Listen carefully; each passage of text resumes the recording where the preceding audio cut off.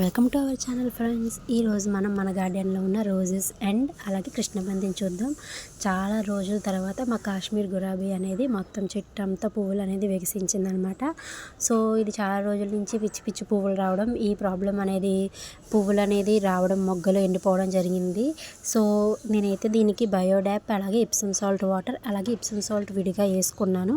So ఈ విధంగా ఇదైతే మంచిగా అనమాట, మొత్తం అన్ని ఫ్లవర్స్ మంచిగా వచ్చినాయి అనమాట అవన్నీ యూస్ చేశాక. అండ్ అలానే ఇది మనం లాస్ట్ టైం చూపించాను కదా నేను వీడియోలో, ఆ మొక్క అనమాట. సో అన్ని ఫ్లవర్స్ ఒకేసారి ఓపెన్ అయినాయి. నేను ఇప్సమ్ సాల్ట్ వేసుకున్న 3 డేస్కి మొత్తం ఫ్లవర్స్ అన్నీ ఇలా ఈ విధంగా ఓపెన్ అయినాయి. బేబీ పింక్ షేడ్లో చాలా అంటే చాలా బాగుందనమాట.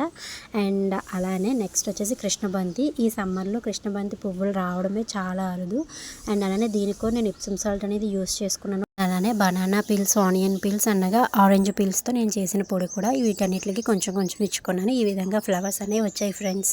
సో మరికొన్ని ఫెర్టిలైజర్స్తో అలాగే న్యూ ఫ్లవర్స్తో మేము ముందుకు వచ్చేస్తాను. Bye friends. Subscribe our channel, like, share, comment.